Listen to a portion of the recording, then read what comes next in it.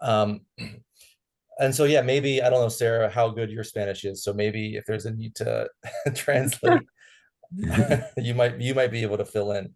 Um, so yeah, just wanted to start and kind of set the context for us, Luis. You have been pursuing bonsai as an art form for many, many decades, as far as I know. And you have what I can only sort of see from a distance as one of the best public bonsai collections in Europe. And I was curious to maybe just start the conversation a little bit with kind of how you came into bonsai and how the Bonsai Museum kind of came about. Like everything on life, my approach to this art form came when because my father was a nurseryman. Mm. So I was grown in near Madrid. So my playground were the trees around. So I understood, I think, in a very empiric way, the language of the trees.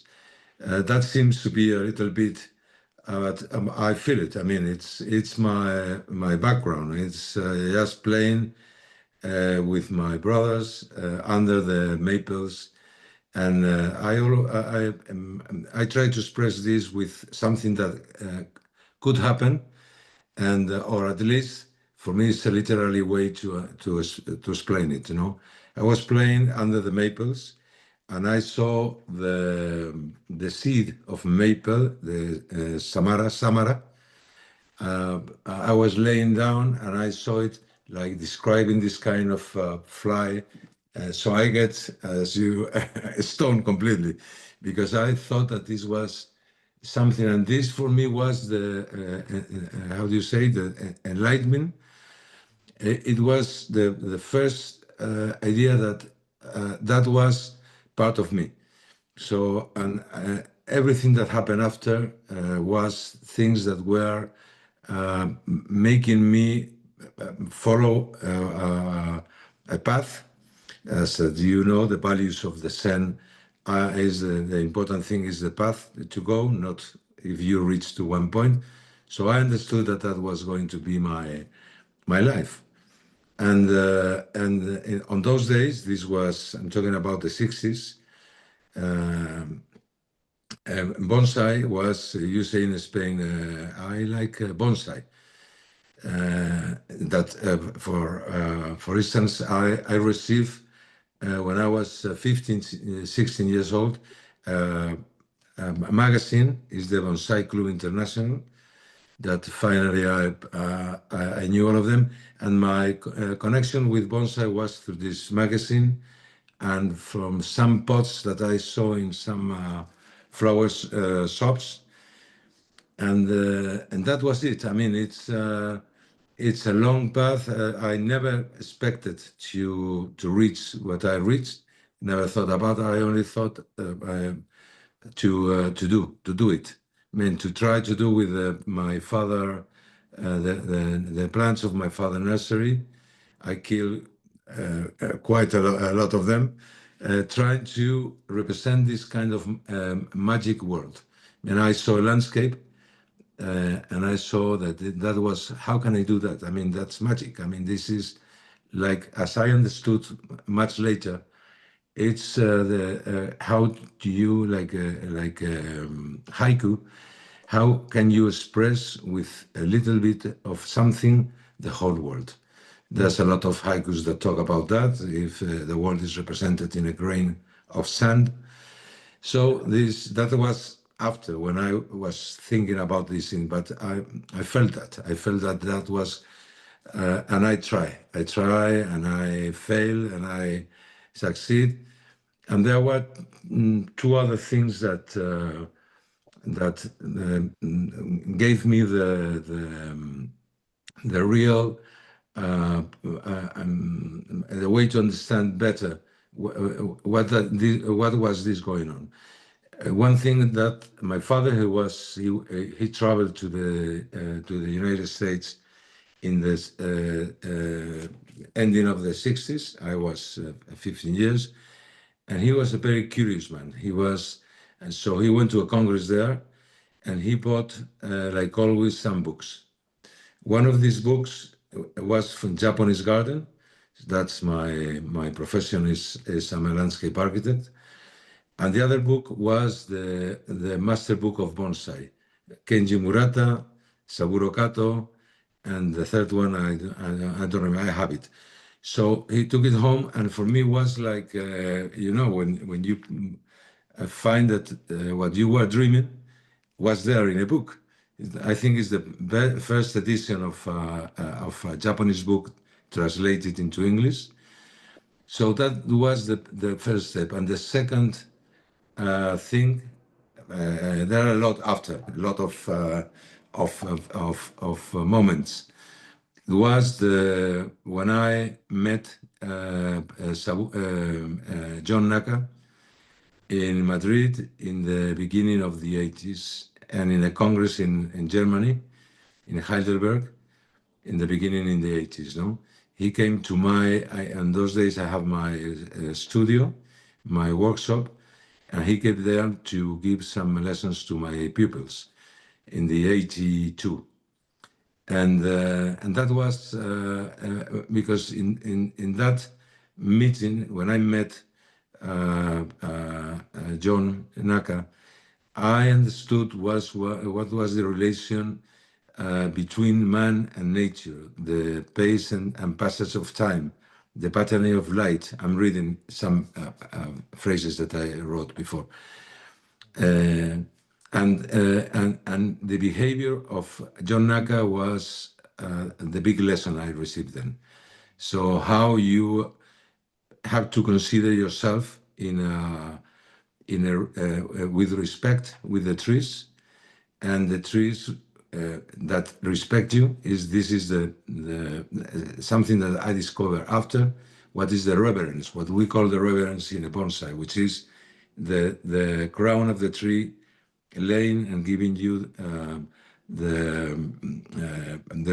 giving you the welcome to look at him. At the same time, you have to do the same. So you are equals. We are equals. We are. And that's the big lesson of this. That this is not just a caprice. I mean, this is not just something.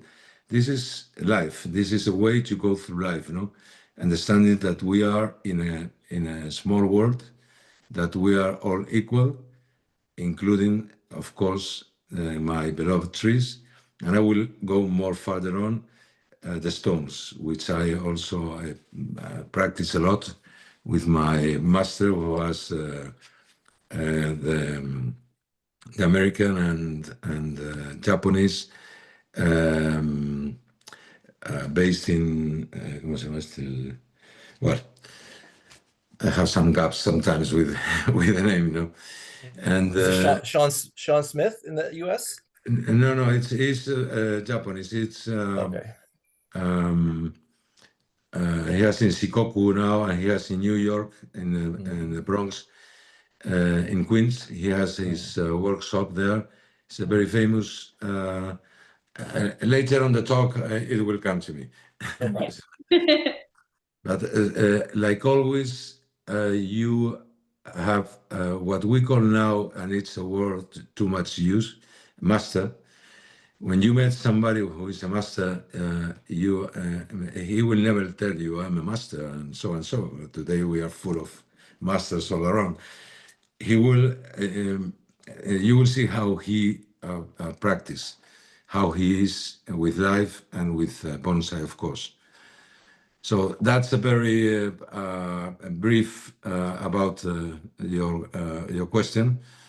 We can be talking about 1 year, and it's a lot of life. It's more than 40 years, even 50, and growing from nothing to what I have now, which I'm very proud of my trees, of the museum I have in Madrid, because that's a whole life there. There's some trees, we will talk later on that, no?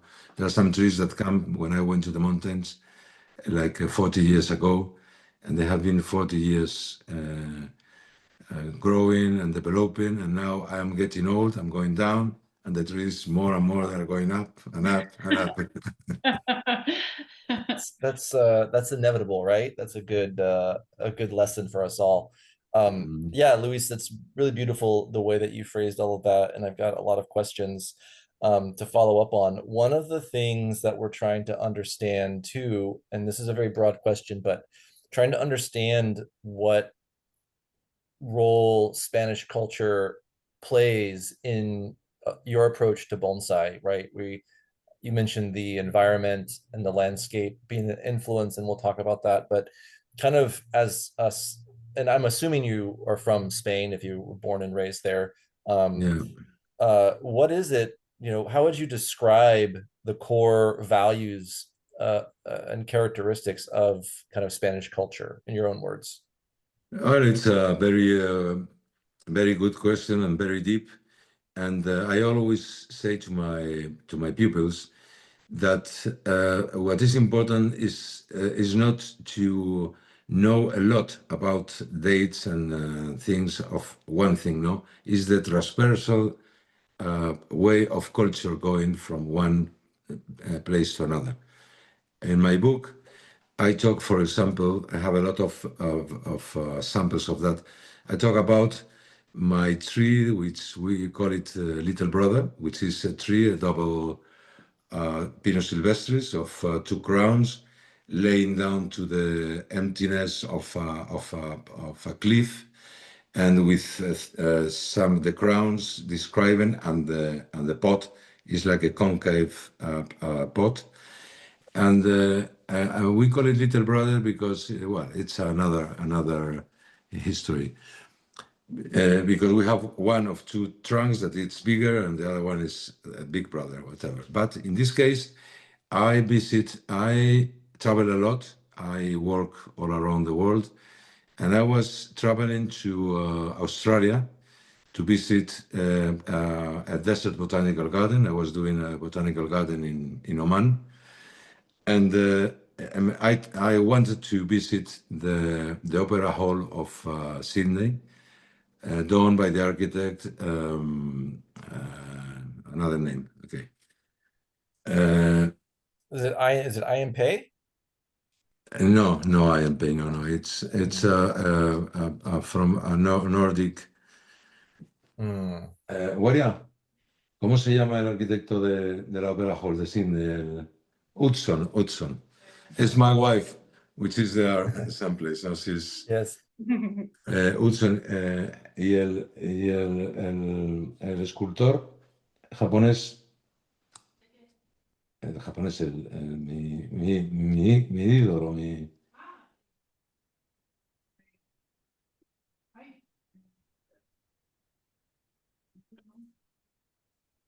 Well, sometimes happen that the names are maybe No it's part problem. of the We age, Yeah, we all know that very famous building though, which is such a Yeah, beautiful structure. it's Hudson. Hudson Isamu Noguchi is the sculptor and my master in Hudson. He built this beautiful opera hall, which is done with the ceramic tiles on the top, doing like a concave. So when I saw it, I understood that. Imagine how different is this architectural culture from the horticultural culture or art form that we are talking about, no? And I found there that things are the information I took understanding the opera hall was in some way explain the bonsai that I was trying to and gives sense to what is was happening there. No? And it's all the time I talk about the colors of some paintings, of the music. I have there's a tree, a buxus, that it's Buxus balearica. It's an endemic tree from the Balearic Islands. And I always think about my beloved Miles Davis, which is the jazz trumpet singer, because there's something in the tree, and there's a song. It's a kind of blue, that in the pot, which is a koyo pot, explains a lot the sense of beauty, both things. So this is, for me, is the most important part in my book, The Wind Among the Leaves. Always talk about that, about poetry, about art, about seeing some flamingos flying in the desert of Atacama, and in that moment, uh, understand the Sagan maple that I have, which is a beauty, majestic beauty. When I saw the flamingos trying to raise the fly, and it, because of the shape of the leaf and the color, which is a pink color, the Sagan maple. So all the time is it's a kind of a play that I try to understand what is the search of beauty, what is made this kind of thing, which is the search of beauty, which is the essence of our art form of bonsai. Is there is, and there's a lot of, apart from that, of codes, of parameters that we have to find, and we can talk about that. But finally, the main thing is the search of beauty, or the way to express the universe in one stone or in one small tree, no? And it sounds very grandiloquent, but it's true. Is what this makes the big difference between doing only horticulture. That you have to know very well the techniques and the way to grow tree, which is the base of everything. No, but this is another step further. We are trying to spread to express beauty and to find beauty in our job, no, which is a beauty that it's ephemera. I don't know this Mm. Spanish word.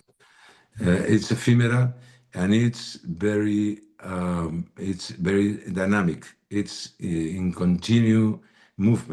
continuous movement. No, so all these things is what makes the difference. Maybe I'm answering other questions, but anyway, Yeah, that's no, the yeah, this is perfect. I mean, what's so what I'm curious is about then you're mentioning influences from Australia, from John Naka in the US, from Africa.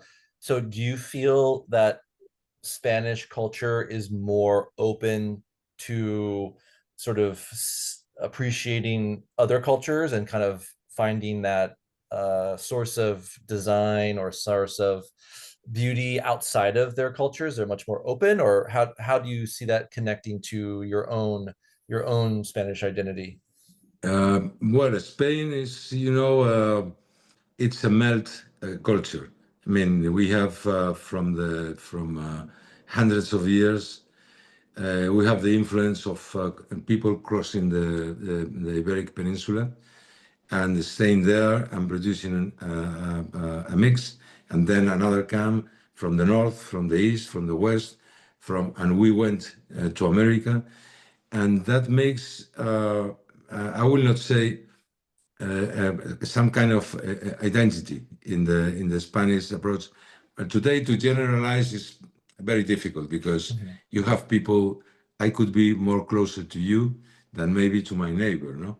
Which Mhm. we have in common more things. It's Mhm. difficult, but in general, the artistic approach, which is mainly in painting, you have maybe the best let's say, museum of painting of the world, Museo del Prado, with the Spanish 19th, 18th century, which was the enlightenment of all. And, uh, and all of this is what you hear when you are a child at home.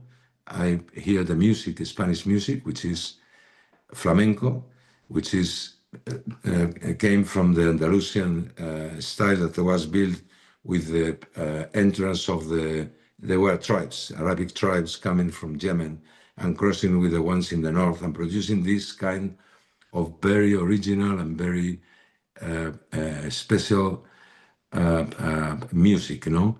But at the same time, I admire Miles Davis, or I admire the Bach, which is some kind of a genius of Yeah. all. So we are built of.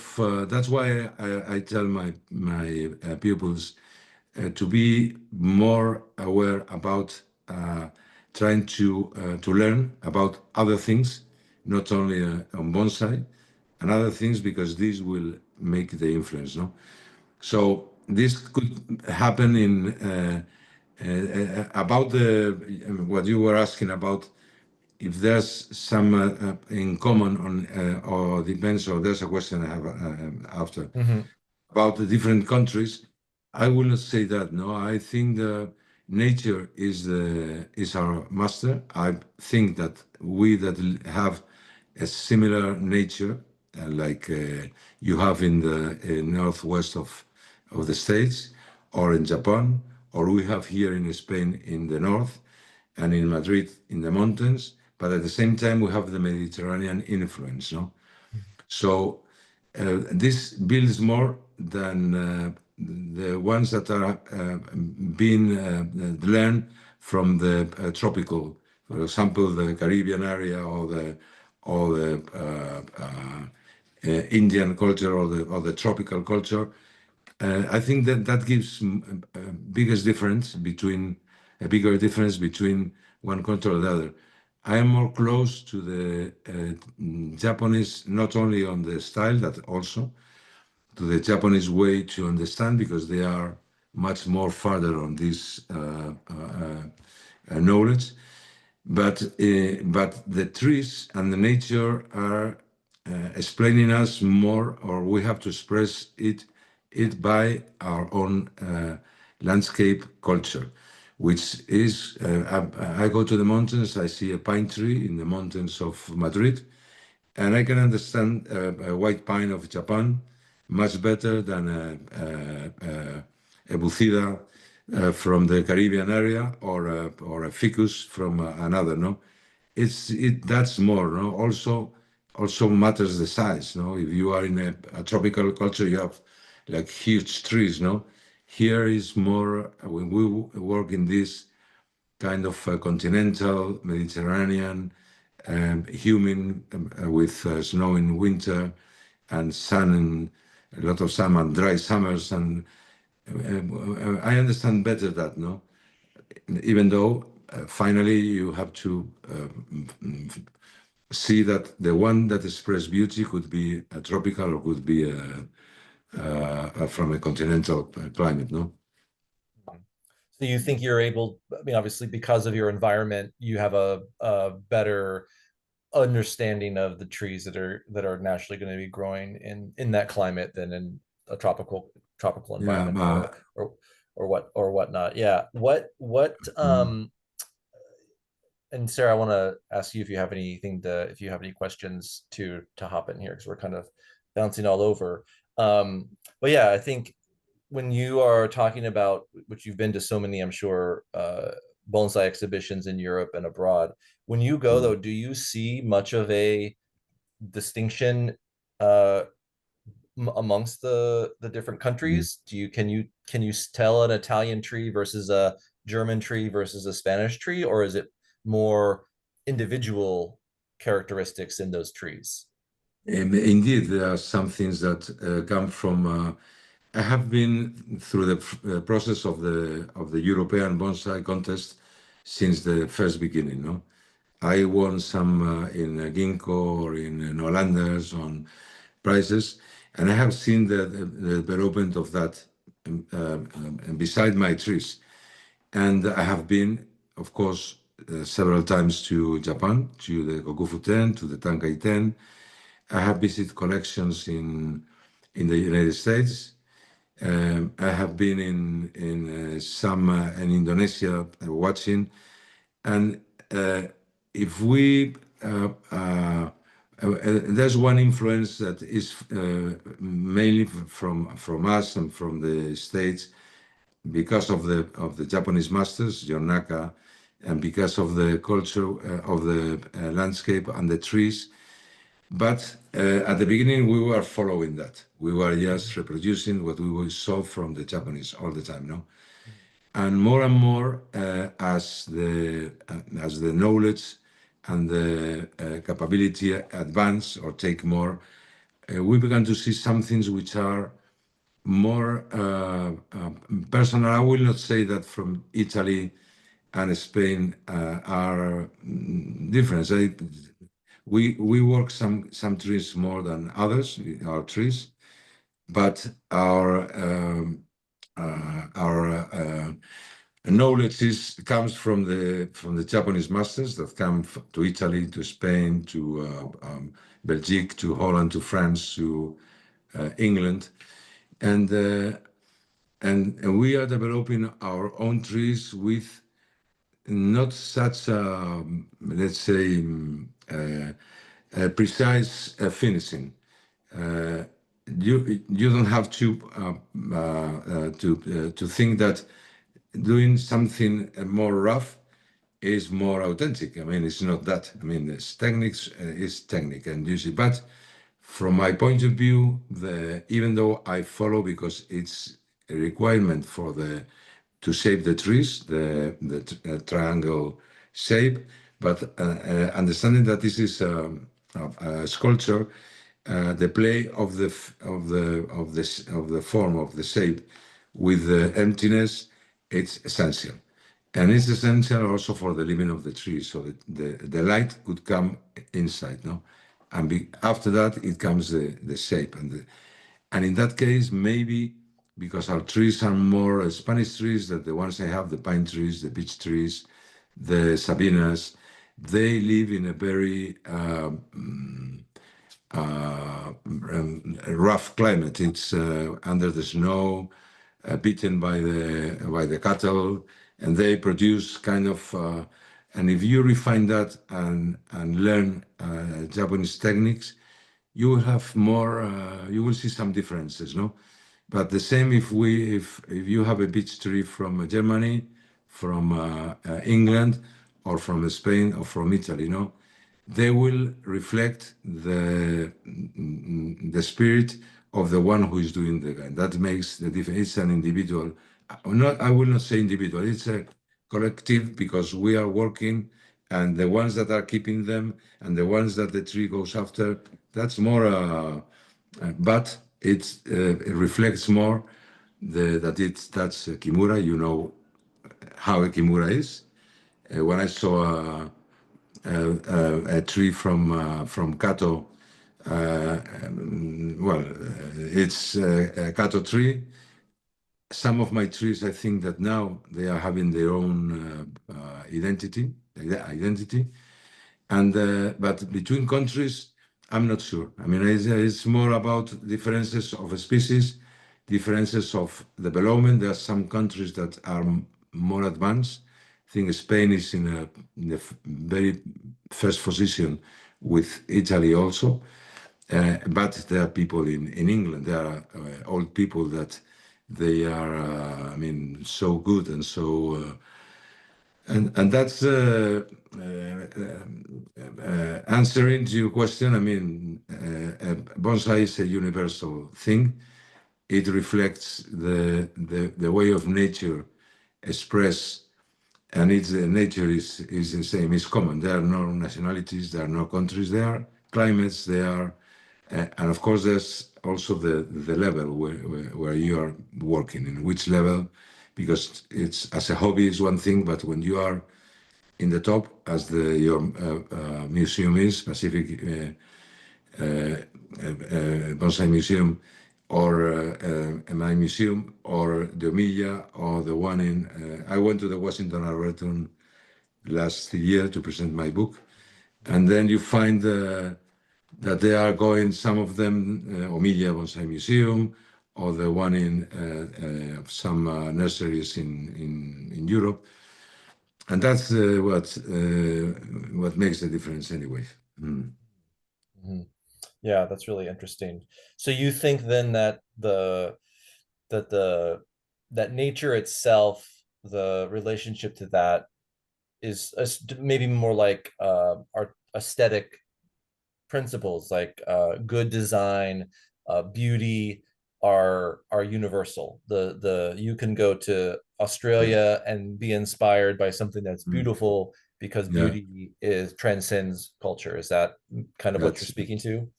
Yeah, yeah, that's it. That's it. Completely. I agree completely. Hmm. Because as I said before, my my childhood was happened what happened, which I was fascinated by a seed flying, and that's it. But at the same time, I remember that I am from the Beatles area. So I was Hmm. grown with 12, 14 years with the music of the Beatles. At the same time, I study a kind of an engineering, which gives me a technical approach. At the same time, music is my family. I have 8 brothers. 5 of them are musicians. So, and my father was a nurseryman. So that was building your world, no? And my interest on my profession, my projects, how I express in a garden beauty, and that built my way of expressing myself, which is more or less what an artist is following, is trying to understand what's going on with this thing, this blue grain of water in the space. You know what's all about. No, so the only way to do it is, well, I do this, then I give this shape, and then I try to express it. And that's yeah, Hmm. Yeah, I'm wondering, what are your thoughts? Because, when we look at bonsai and we compare it to pinjing, the yeah, Chinese expression, they're distinct. I think you could look at a Chinese pinjing and a Japanese bonsai and see a visual contrast, even though they're touching on similar ideas. There's a that distinction, and so both both countries have practiced bonsai for so long, and I'm yeah, wondering kind of what you were speaking to earlier of the imitation process, right? We are mm, learning, we're repeating what we see, and so maybe that there is not as clearly defined visual differences like you would see between China and Japan. Uh, do you think that's due to time? Like, do you think that will happen as bonsai is practiced in individual countries longer? Do you think there will emerge distinctive styles, or do you think that it will kind of be more of a sort of universal referencing back to the Japanese style? yeah. What are your thoughts on that? Yeah, but I think that what is happening is the information, how to arrive to have information now, it's very easy. We have such this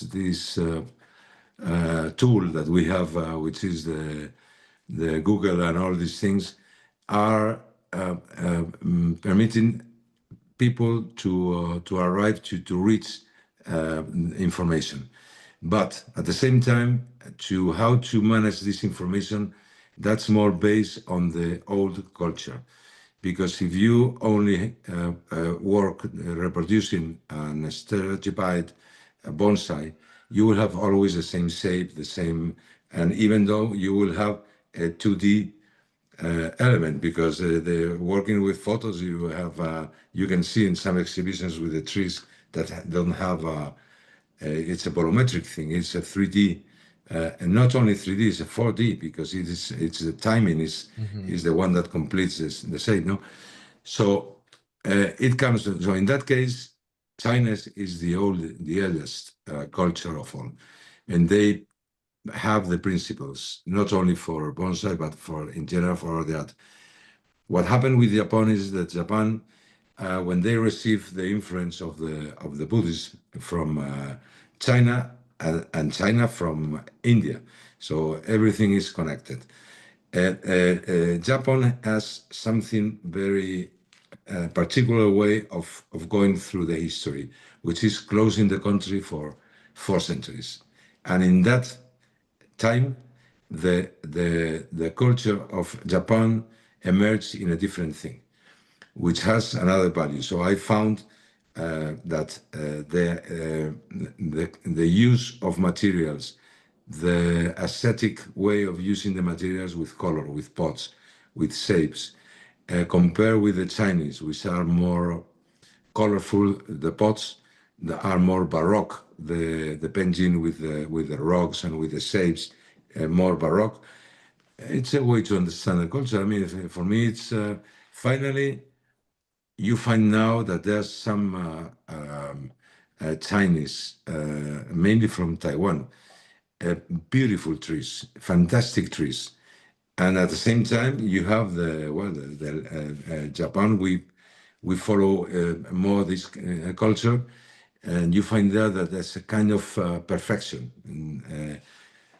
sometimes too much perfection, no? Mhm. And then, of course, it will the bonsai that it's doing on these days in your country, in Europe, and in another young countries that are coming with in a very low level now, is going to produce, and I think it's producing now some. I have my friend from Mirai, that it's close to you, I think.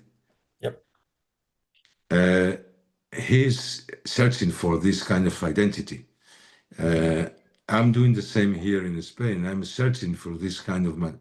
Mm. Even though in my collection I have beautiful collection of Japanese maples, but I have grown them for 40 years. So now they are Japanese, but I would say that they are more Spanish than Japanese, no? But Mm. we are opening a path. I mean, in other countries, there are some references always, no? Some that were here before, and some that young people, as a lot of young people beginning to follow bonsai, and from that will come, because it's a matter of this process. From the first beginning, we were like uh, uh, three people that have interest, but nothing more than that. But now the information is coming, the contests are full of people, the museums or the gardens, bonsai gardens, are growing all around, and they are producing really a universal culture with the particular things that is on the different countries, no? So yes, yeah, I agree completely on this. No, that. Mm. Sarah, did you want to ask a few questions about the current kind of culture and kind of the public's interactions with bonsai in Spain? You had Yeah, done that in the last one. absolutely. Especially having heard about younger people practicing, which is really exciting because we see that here in our area. And I'm curious, have you observed any changes in the way that bonsai is practiced when it comes to not only like the cultural aspect, but the age differences? Have you seen any like tree examples of how they're being shaped or wired that you could talk about and help us understand? Well, this knowledge or this way to learn, it's a long trip for all. I mean, you cannot be if you. I remember John Naka, what he said me. He said me, if you ask I ask my pupils to draw a cross, a cross, which is a straight line, a vertical, horizontal line, no? I know who is going to be good on this matter. Mm. And I say, come on, I mean, that's, and it's true. I mean, but after a long time, I am beginning to understand things in the last decade.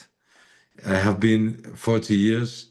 In the last decade, I have been like understanding things, because the rest is to learn the technique, to be a good horticultural man, uh, to understand, because this is an empiric knowledge, to understand with because of things that happen, what is the effect, and you know that in a tree after following the tree. So if you are young, you have to persist, which is the first thing you have to say. You have to persist, because this is not like doing another kind of form of art. This is, you have to live with the tree. That's Mhm. a life. You go together with it, no? So and then you will learn.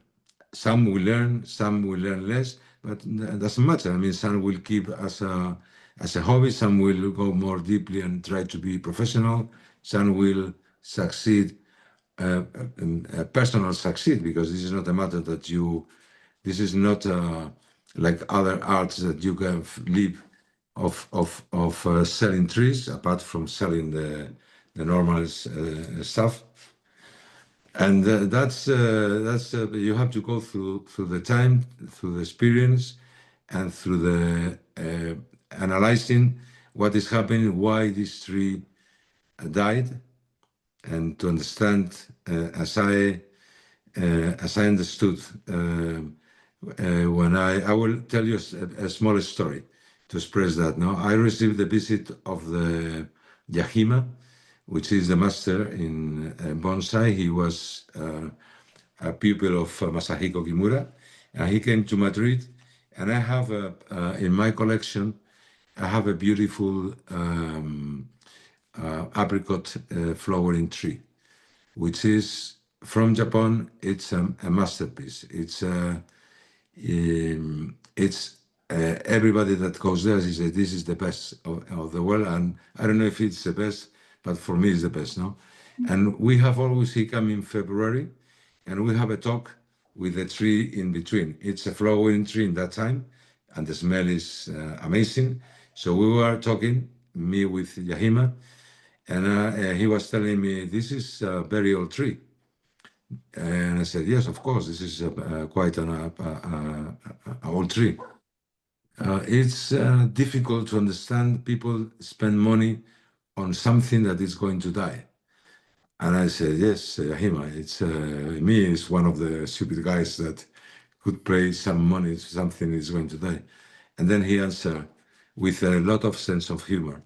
He answered, but it's a privilege to accompany somebody, some living thing that is going to die during the last moments of the life. No, so that was like Fred, and the year after, the same dialogue, and I finished and said, Yahima, you were talking about the tree or about me? And that's so. And that made me, because the first trees that I lost in my long life with bonsai, I couldn't forget them. I mean, I feel very bad. And I said, oh man, I failed. This is that. Of course, it's a human fail, but I understood then that that's the thing. That's the importance of this is to live with or accompanying the tree during the life, and you never know what will happen if you go before or the tree or whatever. But that's the lesson, no? Mm. Oh my gosh, it's so beautiful. Mm. Well, I think we wanted to understand about the general public as well. So not just the bonsai practitioners and artists that you work with, but having a museum there right in the middle of Madrid, how is the general public perceiving bonsai today? And is it considered still a traditional art form, a hobby? Can you talk a little about that from your experience?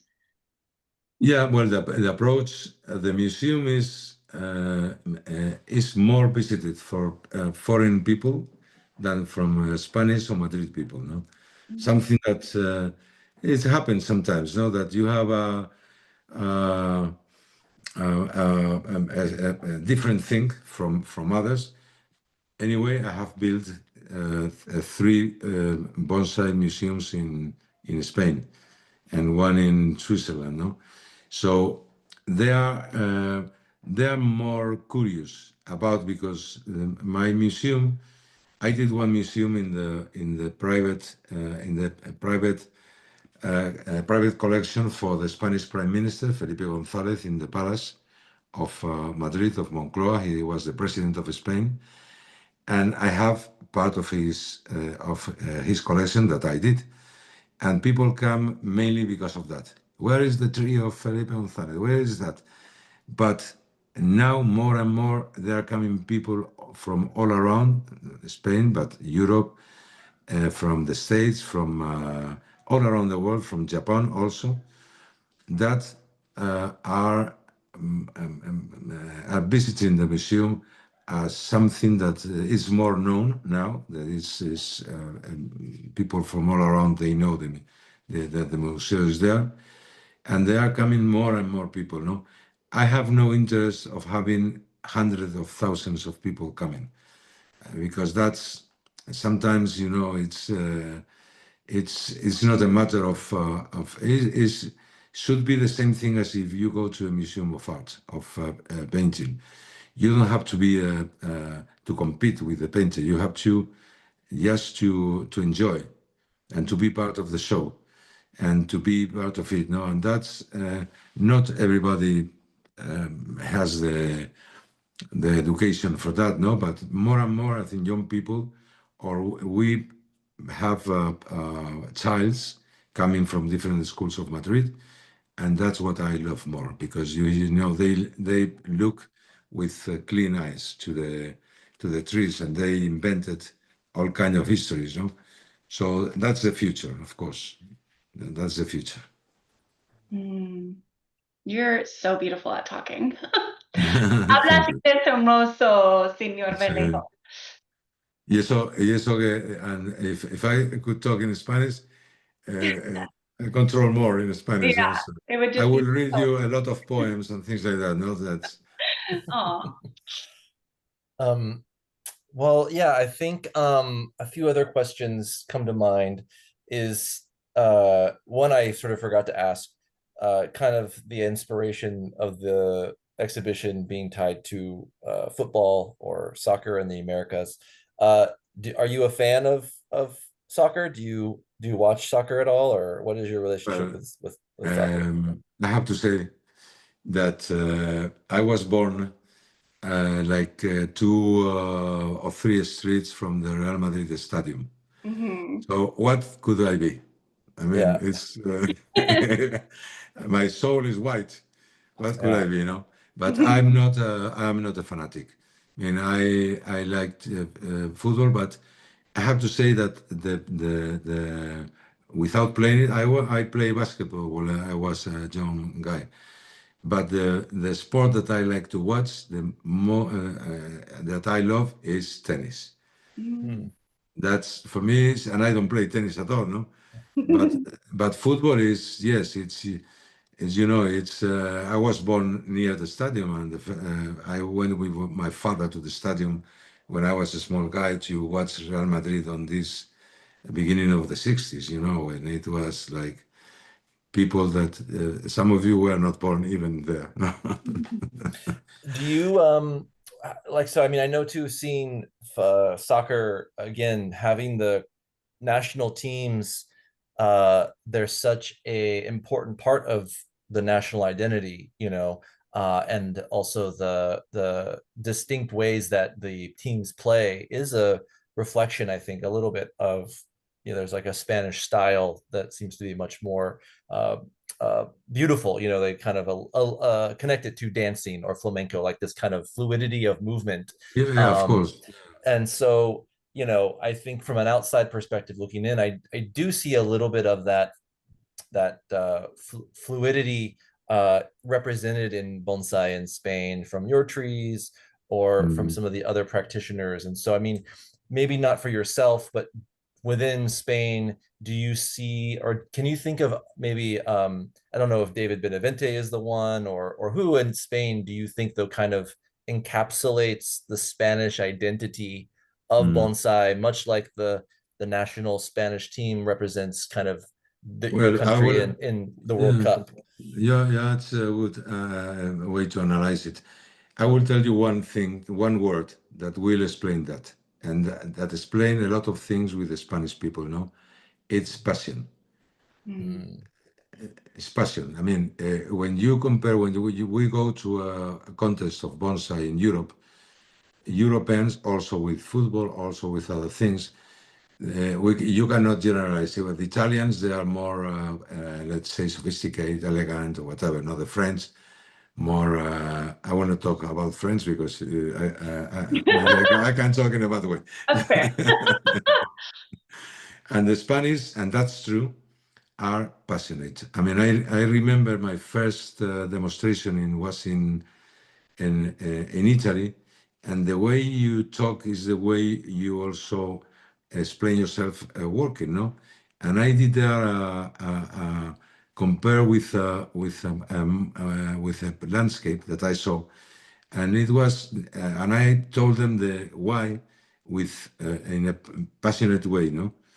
So of course we have this. This could be but not for being Spanish. You are a passionate guy. I mean, it depends. We have people of all kind. No, in Spain we have David Benavente, the one you mentioned, Arin. It has he grew with me in my nursery. So I think he have some of my big defects and some of my big good things, no? But he's a talent guy also. And there's some others that are in a more humble way in some different areas. And we have in Spain, there's one in Catalonia, Gabi is very good. He's one friend of mine in the north, in the area in the Basque Country, and Asturias, which is more close to England. Another thing that they have beautiful collections, and the same thing is happening in Italy. In France, it's more, or in Belgium, are more following the academic Japanese style, no? But there, in the beginning, the Germans, for example, they used to go for very Japanese trees, but now they are discovering, or they are beginning to work with their own trees and their own nature, no? But maybe you find that they are not so dynamic, so they don't have, as my children said me, you don't have flow. The trees don't have flow, which is something very important for the trees. To express something, which is the passion, that's how you express it, but at the same time, to flow. We are in a culture which is the opposite of being symmetrical, rigid, static. We are doing a different thing. We are doing something which express movement, which express the wind coming from we have in the wind style. We are working on that. No, in some cultures they are more academic. It happens the same in the landscape. You have with somebody with a baroque or in architecture, baroque education, or with more structural that they have to follow the line, and so and you have the other thing which is more asymmetrical, more connected to nature, more dynamic, more everything. I'm more on that, and some of the people that are working on more on this way of expressing yourself through bonsai. Wonderful. Well, I think that's a great place to end our conversation. I want to be respectful of your time, and I just want to express how wonderful it was to meet you, Luis, and to finally For me hear your too, voice. yeah, And I will I would love someday to visit your place. Yes, likewise, likewise. I have been to the Madrid Art Museum, and I had heard there was a bonsai collection at one point when I was there, but I was never able to track it down. Yeah. But yeah, I would love to if you could a couple things just to kind of round out our conversation. So if you would be willing to send me one or two high quality photographs of trees that you feel represent Spanish bonsai. Um, Assumably probably from your collection or not. I would like to have just some visual aids for people when they come through when we're talking about the different countries to have a reference to see what that is. So if you could share that with me at some point, that would be very helpful. And then if you have any, you mentioned David Benavente, I would like to have this conversation with him. I'm trying to speak Yeah, to a few people from each country, just so it's yeah, not one voice, but to at least yeah. have maybe two But, or three people. If you have a contact email yeah, of course. for Yeah, yeah, of David course. or any of those individuals that you mentioned, I would love to reach out to them and talk to them in the same way. Okay, I will send you. How many photos you think Uh, you will? two would be wonderful. Yeah, and this that Yeah. they're high resolution is the main thing, just so that when we print I them, have that they I have are like good. 250 bonsai Yeah, yeah. in a very Well, high level. it'll be So hard you to have to pick make me take a decision, which is when they ask you which is your favorite son, Yeah. favorite they're child. asking Yes, me I to know. send you two photos. Yeah. Maybe Well, which I will send you some more, and then okay, you well, choose. Okay. yeah.